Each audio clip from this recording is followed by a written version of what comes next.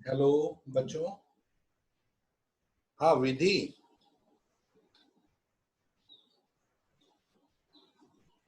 रोजी आज उठ गई तुम? Yes sir. बस सो तो नहीं रही हो ना? नहीं। ठीक है। कैसा रहा कल का बायो का लेक्चर? कैसा रहा आपका? अच्छा था। अच्छा, मैडम स्लो पढ़ा रही हैं कि ठीक पढ़ा रही हैं? ठीक स्पीड है? हाँ, पढ़ा तो अच्छा रही है मतलब। हाँ मैडम, स्लो। है अभी क्या बायो का क्या ना, टॉपिक कम है ना, मैडम बोलेंगे कि आराम से सीखो क्योंकि अभी क्वेश्चन के बहुत डिटेल में पूछने वाले हैं। और बताओ प्रीत, तुम्हें कैसा लग रहा है? हाँ सर, अच्छा। अच्छा, जवाब दे रहे हो कि नहीं? मैडम को आंसर बता रहे हो कि नहीं? हाँ। तो अच्छा, मैं मैडम से पूछूंगा आप लोगों का रिस्पांस कैसा चल रहा है। मैंने अभी पूछा नहीं मैडम से। विधि, तुम्हारा? यस सर, अच्छा लग रहा है, मतलब समझ आ रहा है। आ रहा है ना? हाँ। हाँ। देखो अगर कल विधि टाइम मिला ना तो थर्ड चैप्टर का तुम्हारा कोई टॉपिक है ना, निकाल के रखना, मैं आपको भेजूंगा। अगर कल हुआ टाइम तो पक्का भेजूंगा आपको थर्ड चैप्टर का। किसी का थर्ड अच्छा चैप्टर में ठीक है। डाउट है तो मेरे को बता देना, कल मैं उसके ऊपर फिर प्रॉब्लम सॉल्व कराता हूँ थर्ड चैप्टर की बुक से। और रैनी, आपको कैसा लग रहा है बायो मैडम का? सर बहुत अच्छा है। अच्छा ठीक है, स्पीड चलेगा ना बेटा इतना? अभी मैडम करा देंगे मैडम, हाँ हाँ। कंसेप्ट क्लियर हाँ कर। सर ठीक है। और हाँ स्कूल में कितना हो गया बायो में? सर, मतलब एक चैप्टर कंप्लीट हो गया है। अच्छा, बायो में एक चैप्टर। ठीक है, उनसे स्कूल से बेटर पढ़ा रहे हैं मैडम कि स्कूल से थोड़ा कम है? स्कूल से सर बहुत बेटर है। चलो ठीक है, तो आप सेटिस्फाइड हो? सर मेरे को एक डाउट था। क्या बोलो? सर मतलब मेरे को आप लीनियर इक्वेशन का तो फिर मैं प्रॉब्लम सर मतलब डाउट होगा सर, मतलब मेरे को डाउट है तो आप कल क्लियर कर दोगे ना? हाँ हाँ, इसके लिए तो मैंने बोला कि तुम अब कल मैं टाइमिंग लेकर फिर तुमको मैं टाइम जिसको थर्ड में है, तो जिसको थर्ड में डाउट है बस उसी को बुलाएंगे, सबको जरूरत नहीं है। बेचारा सबका टाइम वेस्ट नहीं करेंगे कल। जिसके डाउट हैं वो कंसेप्ट उसको पढ़ाएंगे। अपने डाउट तैयार रखना कल। और स्मिथ, आपको कैसा लग रहा बेटा? स्मिथ, सर अच्छा लग रहा है। मैडम का आ रहा है समझ में? बायो का आपने कल सीखा मैडम से? Yes sir. हाँ, करना, डरना नहीं बेटा, आराम से। को तुम्हारी सिस्टर तो देखो मेरे से पढ़ी थी, आर्मी स्कूल में थी, तो उसको तो देखो अभी वो डॉक्टर भी बन गई है, कितना फायदा हुआ यस उसको, सर। है ना? तुम भी कर लोगे, घबराओ मत। सब बच्चे हमारे यहाँ ग्रुप में बहुत अच्छे बच्चे हैं, सब सब एक दूसरे की हेल्प ओके करते हैं। सर। हाँ बेटा। और महक, तुम्हारे स्कूल में कितना हो गया बेटा चैप्टर्स स्कूल में? सर किसमें, बायो में? बायो में? हाँ, तुम बायो का अटेंड कर रहे हो बेटा स्कूल मैडम का? हाँ सर। आपके स्कूल में कितना हो गया बायो में? बायो में एक चैप्टर। अच्छा, बायो में हो गया। और मैथ्स में कितने हो गए बेटा चैप्टर?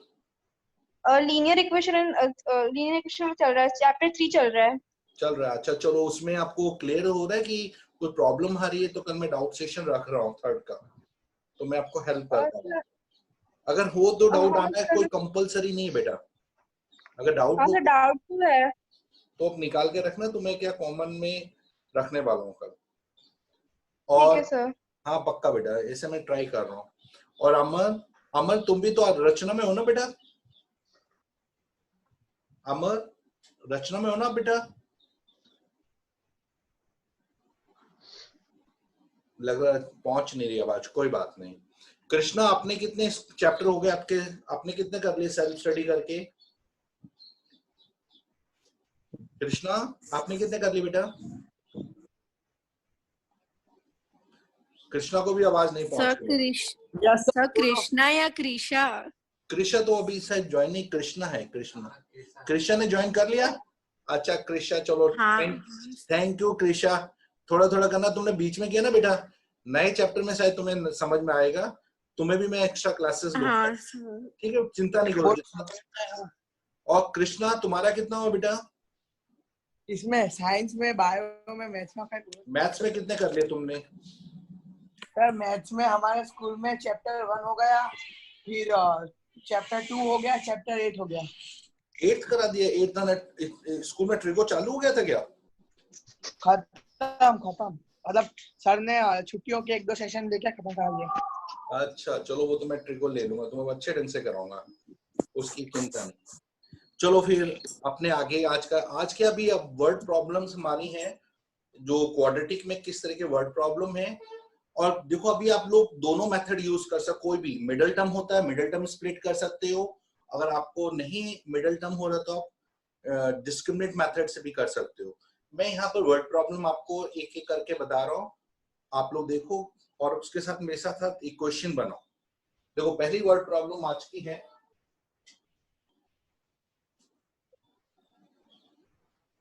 देखो आपको 2 ऑड नंबर फाइंड करने हैं जिनके स्क्वायर का सम 290 है। Find 2 odd numbers, 2 odd numbers आपको फाइंड करने हैं, इन दोनों ऑड नंबर के स्क्वायर का सम 290 दिया हुआ है। तो आपको बता सकते हो ऑड नंबर, जैसे कंसेक्यूटिव ऑड नंबर्स हैं, आपने कैसे उसको कैसे डिसाइड करोगे? सर एक को x मानेंगे तो दूसरा x+2 हो जाएगा। वेरी गुड, क्योंकि हर ऑड नंबर के बीच में 2 नंबर का गैप होता है, डिफरेंस होता है। तो अगर एक नंबर x है आपका तो दूसरा ऑड नंबर ऑटोमेटिकली x+2, ठीक है। तो ये कंसेक्यूटिव ऑड नंबर है। अगर इवन नंबर भी पूछे, एक x और दूसरा x+2 ऑटोमेटिकली ले लेना। ये हमारे 2 नंबर्स हैं। अब कंडीशन दिया है इनका स्क्वायर, दोनों का अपने स्क्वायर किया। तो ऑड नंबर चाहिए तो इवन नंबर क्यों ले रहे हैं? ऑड नंबर दोनों को सेम, देखो इवन पहला अगर इवन है उसमें +2 करोगे तो इवन ही रहेगा। तो आप एज्यूम ऐसे कर सकते हो कि अगर इवन है तो भी x और x+2 ले सकते हो, ऑड है तो भी x और x+2 ले सकते हो, इसलिए आपको कंफ्यूज होने की जरूरत नहीं पड़ेगी। तो ये दो क्वेश्चन क्या एक बार वापस बोलना। क्वेश्चन ये है, find 2 odd numbers, consecutive odd numbers, sum of their squares, उन दोनों के स्क्वायर करके ऐड करोगे तो 290 सम आ रहा है, यानी इन दोनों को ऐड करके आपका 290 आ रहा है। अब आपको इसमें से x की वैल्यू ढूंढनी है, तो सबसे पहले आपने इसको सिंप्लीफाई किया, x स्क्वायर इसका whole square, x square plus 4x plus 4 is 290, x square 2x square plus 4x plus 4 minus 290 equal to 0। जितना मतलब मेन पर्पस है आपको स्टैंडर्ड फॉर्म में लाना है, तो ये हो गया 2x square plus 4x minus 4 8 286 sorry 286 is 0। अब ये स्टैंडर्ड फॉर्म में आ गया है, लेकिन इसमें अगर आपको लगता है कि ये सभी नंबर कॉमन नंबर से डिवाइड हो रहे हैं तो डिवाइड करके और सिंप्लीफाई कर सकते हो। जैसे 2 के टेबल से सब कट रहे हैं तो 2 से आपने डिवाइड किया, x स्क्वायर 2 2 जा 4 2 1 जा 2 4 3 0 से डिवाइड हुआ 0, तो ये आपका स्टैंडर्ड फॉर्म आ गया। अब यहां से आप या तो मिडिल टर्म स्प्लिट करो या डी मेथड, जो भी आपको कंफर्टेबल लगता है। तो अभी हमने डी मेथड से किया, तो ए का आंसर 1, बी 2, सी -143। अच्छा, अब इसका मार्किंग स्कीम क्या है कि पहले आपने क्या एज्यूम किया, यहां तक भी पहुंचते हो यू आर गेटिंग 1.5 मार्क्स, इतने में मतलब 4 मार्कर क्वेश्चन है 1.5। उसके बाद फिर सिंप्लीफाई और उसके बाद आपने करेक्ट नंबर ढूंढे, उसके पूरे 4 मार्क्स मिलेंगे। अब जैसे ये एबीसी आ गया, डी ढूंढा आपने, बी स्क्वायर -4ac 2 स्क्वायर, ए का वैल्यू 1, सी का -143, 4 माइनस माइनस प्लस 4 3 जा 12, 4 4 जा 16 17 कैरिंग आई 1 4 1 जा 4 और 1 5 576। इसका तो ये प्लस में आ रहा है। देखो आपको दो चीज देखना है, ये प्लस में आ रहा है या जीरो आ रहा है। अगर नेगेटिव आए वहीं स्टॉप कर दोगे कि ऐसे नंबर पॉसिबल नहीं है। तो ये पॉजिटिव आ रहा है यानी हम ढूंढ सकते हैं। तो उसको ढूंढने के लिए फॉर्मूला है आपका x minus b plus minus root b upon 2a। b का वैल्यू आपने निकाला हुआ है 2 प्लस माइनस d की जगह आपने 576 a की जगह आपने 1 पुट किया। अब 576 का स्क्वायर रूट आप प्राइम फैक्टर से कर सकते हो। 2 2 2 जा 4, 2 8 जा 16, 2 8 जा 16, 144, 272, 36, 18, 9, 3, 3, 1। देखो 2 का पेयर, ये भी 2 का पेयर, 2, 3, 2 2 जा 4, 4 2 जा 8, 8 3 जा 24, तो इसका स्क्वायर रूट आ रहा है 24, तो -2 प्लस -24 अपॉन 2। एक बार -24 और -2 प्लस 24/2, और दूसरी बार -2 -24/2, 24 - 2 22/2 -26/2, 11 एंड -13, ये आपके पॉसिबल नंबर आ गए। हाँ, अब ये याद रखना कि अगर वो पॉजिटिव नंबर पूछे हैं तो फिर ये वाला नंबर हट जाएगा, लेकिन सिर्फ ऑड नंबर पूछे तो ये नंबर काउंट होगा। तो आपके नंबर हुए, एक नंबर x अगर 11 है तो x + 2, 11 + 2 13, या अगर x आपका -13 है तो x + 2 करने से -11, तो आपके 11 13 या -13 -11 ये दो कंसेक्यूटिव ऑड नंबर्स आएंगे। ये मेथड आया आपको समझ में सभी को? Hello, yes sir. पक्का ना? देखो कुछ नहीं है, सिर्फ मेन कंडीशन बनाना है, स्टैंडर्ड फॉर्म लाना, फिर सॉल्व करके लास्ट में आपको एंडिंग में और लास्ट में लिख देना ऐसे। सो ऑड नंबर्स आर 11 13 और -13 -11। चलो अब इसका नेक्स्ट क्वेश्चन बता रहा हूँ, ये रफ कर रहा हूँ। हाँ बोलो बेटा, बोलो। सर वैल्यू क्या है कि सर, मतलब मेरी तो सर 11 और -13 है सर। 11 और -13 आई, लेकिन इसमें आपको पॉजिटिव ऑड नंबर पूछा हो तो फिर -13 हट जाता, लेकिन सिर्फ ऑड नंबर पूछा तो -13 काउंट है, क्योंकि -13 is the negative odd number, तो उससे भी आपको दोनों ढूंढने पड़ेंगे कंपलसरी। अच्छा ये देखो, अगर इवन होता तो कौन से कंसेक्यूटिव नंबर्स लगते? x और x + 2। हमने लिया ही ऐसा है तो इसमें इवन आए नहीं, तो ये वैसे ही रिजेक्ट हो गया। इवन में फिर आएगा तो x की वैल्यू आपकी 12 और 14, या -12 रहती तो -10 हो जाती, तो वो नंबर भी वैसे ही आंसर निकालेंगे देंगे आप। जब सॉल्व करोगे तो फिर इवन ही आएंगे आप। अब जैसे ये देखो क्वेश्चन है, थोड़ा डायग्राम समझना आपको, ये मेंसुरेशन से रिलेटेड क्वेश्चन है।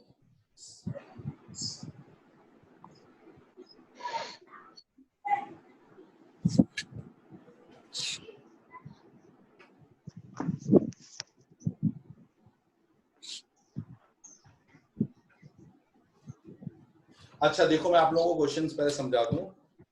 ABCD एक आपका रेक्टेंगल दिया हुआ है और नीचे DCE आइसोस्केलिस ट्रायंगल दिया हुआ है। आइसोस्केलिस ट्रायंगल, ये आइसोस्केलिस ट्रायंगल यानी ये दोनों साइड्स इक्वल हैं आपकी। अब इसमें कंडीशन ये दिया है कि जो लेंथ है आपका, दिस इज लेंथ और ये ब्रेथ। फिर से इसका थोड़ा सा डायग्राम को एक्सप्लेन कर दूं कि लेंथ ब्रेथ कॉमन आ गए।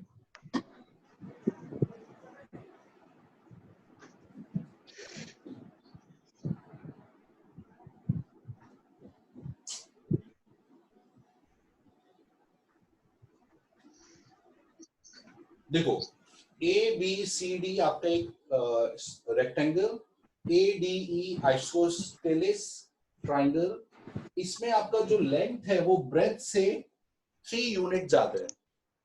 लेंथ ब्रेथ से 3 यूनिट ज्यादा है, यानी अगर आपका ब्रेथ x हुआ तो लेंथ आपका x + 3 यूनिट ज्यादा है।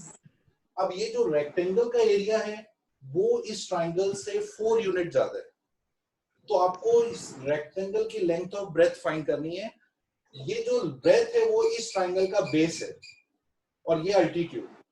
तो आपको कंडीशन दिया है, area of rectangle is 4 unit more than area of triangle. Triangle के एरिया से रेक्टेंगल के एरिया 4 यूनिट ज्यादा है, तो what should be the breadth and length of the rectangle? Question आया समझ में? पहले ये बताओ। Yes sir. सबको आ गया लास्ट में क्वेश्चन? मतलब क्या बोला लास्ट में, क्या क्वेश्चन बोला, है क्या ये, फाइंड लास्ट में करना ये है? बोला है कि इसकी लेंथ और ब्रेथ रेक्टेंगल की ढूंढनी है आपको। अब इससे इक्वेशन बना सकते हैं, इक्वेशन नहीं, लेफ्ट और राइट की कंडीशन बना सकते हैं। कैसे बनाएंगे? देखो, राइट में आप रेक्टेंगल का एरिया ढूंढो, लेफ्ट में x square minus 3x plus 3x। देखो रेक्टेंगल का एरिया होता है L into B, 4 plus triangle का area half base into height. Length आपको दिया है x प्लस 3 और ब्रेथ आपको दिया है x, 4 प्लस हाफ। बेस आपका दिया है, देखो इसके बेस है जो कि आपका ब्रेथ के इक्वल है x, और हाइट आपको दिया है 12 यूनिट, हाइट यानी अल्टीट्यूड। ये कंडीशन आपकी आ गई। अब इसको आपको सिंप्लीफाई करना, देखो ये काटेगा नहीं, ये पूरा एक साथ है।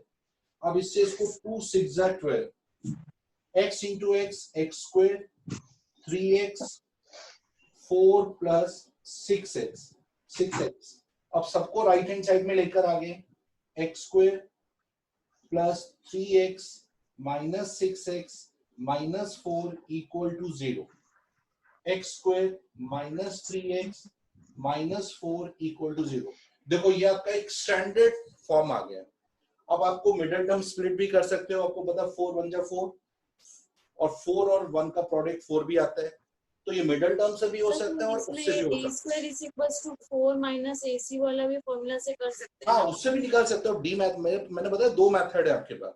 अब किसी भी मेथड आपको x ढूंढना है, एक चीज याद रखना, x नेगेटिव नहीं होना चाहिए, क्योंकि x आपका एक ब्रेथ है, ब्रेथ नेगेटिव नहीं आता, तो नेगेटिव वाला रिजेक्ट करना पड़ेगा, क्योंकि अगर ये नेगेटिव होगा तो फिर रेक्टेंगल बनेगा ही नहीं आपका। तो ये क्या सॉल्व कर सकते हो आगे ये मैं, तो देखो अब इसको सॉल्व करते हैं हम। X square minus 4x plus 6 minus 4 equal to 0, x common, x minus 4 common, x minus 4, x minus 4, x plus 1 equal to 0, x का वैल्यू 4, x का वैल्यू माइनस, जो -4 राइट में जाएगा +4। अब देखो ये रिजेक्ट हो जाएगा, मैंने बताया रिजेक्ट क्योंकि साइड कभी भी नेगेटिव नहीं होती। देयरफॉर ब्रेथ आपका आ जाएगा रेक्टेंगल का 4 यूनिट्स और लेंथ आपका आ जाएगा x प्लस 3, यानी 4 प्लस 3 7 यूनिट्स। तो दोनों आपके यूनिट्स पता चल गई।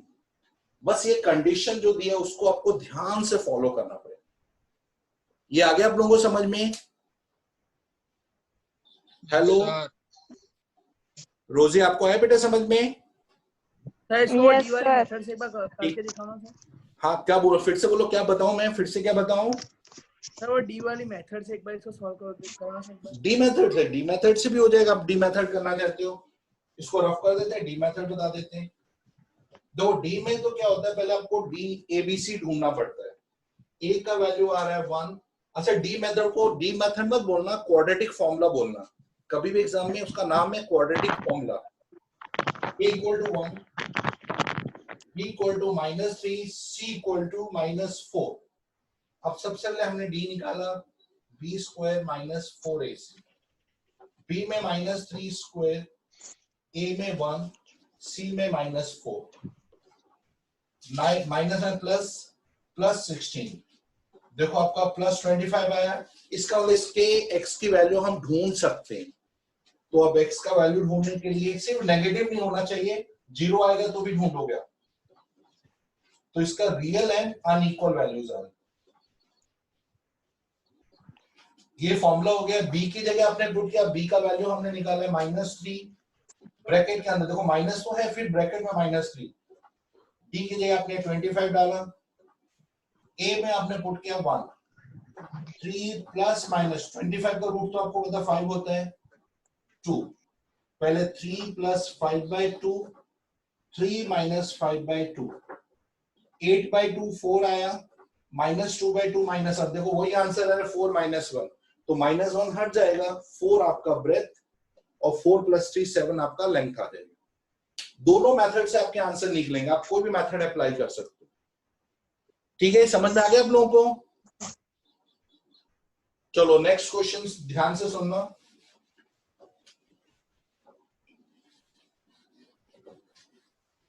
सर एक बार वो दो फॉर्मूला बताओ ना फिर से, जो आपने उस टाइम बताई थी ना, वो एक्स स्क्वायर वाली। कौन से बेटा, कौन से एक्स स्क्वायर वाला, कौन से बेटा? सर वो आपने वो दो रियल वाले, रियल हो तो ये फॉर्मूला लगानी है, हाँ हाँ, देखो उसमें आप देखो, अगर आपका डी पॉजिटिव आ रहा है तो, और डी 0 आ रहा है तो पॉजिटिव में आप minus b plus minus root d upon 2a लगाएंगे हाँ ये वाला ही। और 0 आए तो माइनस बी अपॉन 2a, क्योंकि डी 0 होगा तो ये पूरा हट जाएगा, सिर्फ minus B by 2a answer आ जाएगा। और डी अगर नेगेटिव है तो आप कोई भी मतलब उसका आंसर ही नहीं निकलेगा, वहीं स्टॉप हो जाएगा।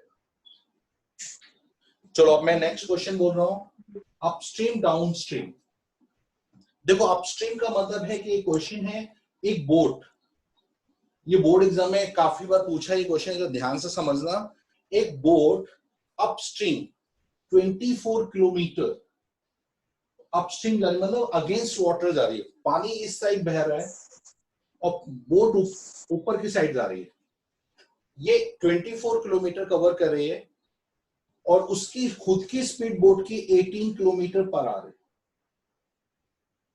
और यही बोट जब रिटर्न आती, रिटर्न आने का मतलब है ये ऊपर चली गई, ऊपर तक पहुंचने का वापस नीचे की ओर आ रही है, रिटर्न 24 किलोमीटर फिर उसने कवर किया और स्पीड बोट की 18 किलोमीटर पर आ।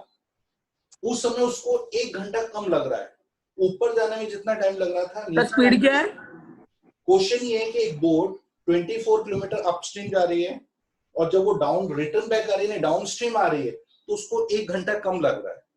तो आप बताओ कि पानी की स्पीड क्या है? आपको पता है जब ऊपर जा रही है तो पानी अगेंस्ट आ रहा है, तो पानी की स्पीड हमें पता नहीं है। जब वो नीचे भी आ रही है तो भी पानी उसको हेल्प कर रहा है, तो पानी की स्पीड आपको ढूंढनी है। क्वेश्चन आया समझ में? एक बोट 24 किलोमीटर अपस्ट्रीम जा रही है और उसकी ओरिजिनल स्पीड है बोट की 18 किलोमीटर पर आवर, लेकिन जब वो नीचे की ओर आ रही है 24 किलोमीटर नीचे, तो उसकी स्पीड, मतलब जो स्पीड है पानी के कारण चेंज हो रही है। आपको ये फाइंड करना है कि उसको नीचे आने में 1 घंटा कम लग रहा है, तो उसकी पानी की स्पीड क्या वो आपको फाइंड करना है। मतलब जो पानी है जिसको स्ट्रीम कहते हैं, वाटर की स्पीड क्या वो आपको कैलकुलेट करना है। अच्छा ये बताओ वाटर की स्पीड क्या होनी चाहिए? बोट से ज्यादा होनी चाहिए, बोट की स्पीड से ज्यादा, बोट की स्पीड से कम? प्रीत आप बताओ। प्रीत अगर बोट की स्पीड 18 है तो पानी की स्पीड 18 से ज्यादा होगी या कम होगी? सर कम। वेरी गुड, क्योंकि ज्यादा होने से क्या होगा बताओ, क्या कंडीशन हो जाएगी? जिससे पानी तेजी से बह रहा है, आप लोग जाते होगे ये अपना बोट वापिस आएगी तो वो बोट चल ही नहीं सकती, आगे जा ही नहीं सकती, कि उसका फ्लो ज्यादा होगा पानी का। आप लोग नहीं जाते हो वाटर पार्क में, ऊपर से जब नीचे तो पानी आपको हेल्प करता है तो आप और तेजी से नीचे की ओर आ रहे होते हो। तो वो पानी अगर आपसे कम स्पीड में होगा तभी वो बोट की स्पीड आगे जा पाएगी या पीछे आ पाएगी। ठीक है, अब बोट की स्पीड हमें पता नहीं है, हमने बोट की स्पीड को x किलोमीटर पर आवर मान लिया। चलो आप ये बताओ सुदर्शन कि बोट की स्पीड जब ऊपर जा रही है तो बोट की स्पीड क्या होगी? बोट की ओरिजिनल स्पीड तो 18 किलोमीटर आ रहा है, लेकिन जब ऊपर जाएगी तो बोट की स्पीड क्या होगी? सुदर्शन बताओ। x + 18 नहीं, 18 + x माइनस, क्यों ऊपर की साइड उसकी स्पीड कम होगी तो 18 - x।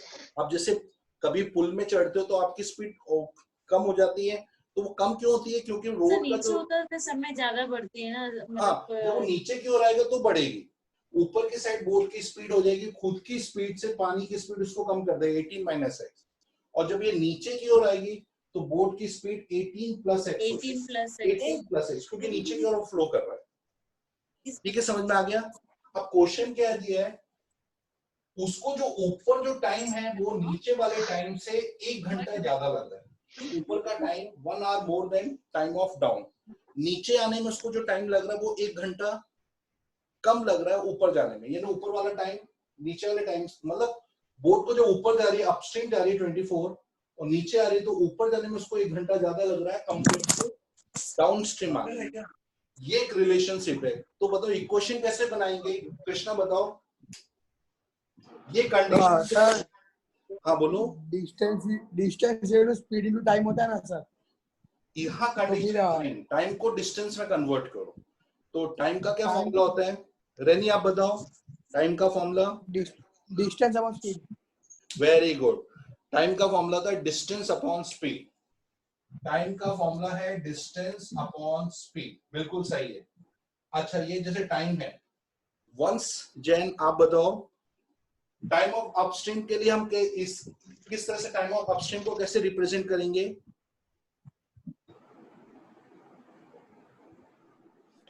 नहीं मालूम, कोई बात नहीं।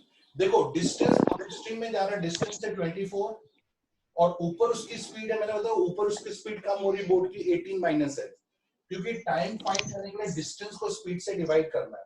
तो ऊपर उसकी स्पीड होगी 18 माइनस 6 इक्वल टू डाउनस्ट्रीम में फिर से डिस्टेंस उसका 24, स्पीड है डाउनस्ट्रीम में 18 प्लस 6 प्लस 1। ये हो गया condition, time of upstream equal to time of downstream plus 1। ये समझ में आया? जिसको नहीं आया मैं फिर से एक्सप्लेन कर सकता हूं। किसको ये कंडीशन समझ में नहीं आई? ये बहुत इंपॉर्टेंट कंडीशन है क्योंकि इसके ऊपर से ही आपको x की वैल्यू मिलेगी। वीरेंद्र आपको आया समझ में? वीरेंद्र? Yes sir. पक्का? Yes sir.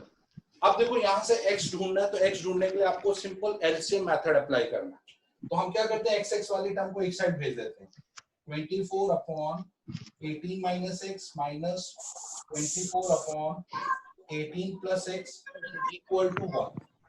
हमने ये वाली साइड को राइट हैंड साइड में शिफ्ट किया, एलसीएम लिया 18 minus 6 into 18 plus x cross multiply 24 into 18 plus x minus 24 into 18 minus x, ये सब मिलाकर इक्वल टू 1 हो गया। अब सिंप्लीफाई 24 18 4 जा 72 7 18 2 जा 36 प्लस 7 43 24x जा 24x माइनस 24 को कह दो 432 माइनस माइनस प्लस 24x। अब देखो नीचे आपका a minus b a plus b का फॉर्मूला आ रहा है, a square minus b square, 18 का स्क्वायर 324, x का square x square equal to 1। ये आपकी कंडीशन हो गई। अब यहां से हम इसको देखो लाइक 432 प्लस माइनस कैंसिल और इसको हम सिंप्लीफाई करते हैं। ये वाला मैं पूरा रफ कर देता हूं जिससे आपको क्लियर पता चले। अच्छा यहां तक आया अब सभी को? तो देखो 24 प्लस एक बार वापस समझाओ ना। क्या फिर से समझाऊं? फिर से समझा देता हूं। फिर से देखो ये रिलेशनशिप याद है ना, time of upstream equal to 1 hour more than time of downstream. Time का formula distance upon speed 24 upon 18 minus 6 equal to time of down का distance upon speed 24 upon 18 plus, ये डाउनस्ट्रीम की स्पीड है boat की 18 plus 6 और upstream में 18 minus 6 speed है boat की और 1 आवर है, यानी ये पूरा टाइम में कन्वर्ट, ये पूरे आवर्स में दिया हुआ है। अब आपने क्या किया 24 प्लस 18 प्लस 6 को राइट हैंड साइड में शिफ्ट कर दिया, सॉरी लेफ्ट हैंड साइड में। तो 24 upon 18 minus 6 minus 24 upon 18 plus 6 equal to 1। उसके बाद एलसीएम लेकर हम सिंप्लीफाई करके यहां तक पहुंचे। 24 plus 24 48x upon 324 minus x square is 1। अब cross multiply 48x is 324 minus x square, 1 से मल्टीप्लाई कर दिया। अब इक्वेशन बनाने के लिए सबको राइट हैंड साइड में शिफ्ट किया आपने, x square plus 48x minus 324 equal to 0। ये आपका एक स्टैंडर्ड फॉर्म बन गया। x क्या बता रहा है? Speed of water. यहां से जो x की वैल्यू निकलेगी वो स्पीड ऑफ वाटर अपने आप बता देगी। 48 और 324 तो डायरेक्टली करते हैं। अब इसमें हम डी मेथड से मैं बता रहा हूं, a का वैल्यू 1, b का वैल्यू 48, c का वैल्यू माइनस 324, d निकाला b square minus 4ac, 48 square a 1 c minus 324, 48 into 48। मैं आप लोगों को फिर शॉर्टकट्स में बताऊंगा, अभी तो मैं लॉन्ग कट बता रहा हूं। 48 into 48, 866, 8 4 464 38, 32, 192. 2304 minus minus plus 4 1296. 4 3s are 12, 496. ये ऐड हुआ 00263600। अब देखो ये प्लस साइन बता रहा है कि इसका आप स्पीड ढूंढ सकते हो। अगर ये नेगेटिव आता है तो वहीं स्टॉप हो जाता है। तो इसमें आपको ढूंढने के लिए x की वैल्यू, ये मैं रफ कर रहा हूं पूरा। अब x की वैल्यू आपको ढूंढना है तो x is equal to minus b plus minus root d upon 2a। Middle term split से भी निकल सकता है, इसलिए वरीड नहीं होना। जिसको मिडिल टर्म का कंसेप्ट क्लियर है वो कर सकता है कंटिन्यू।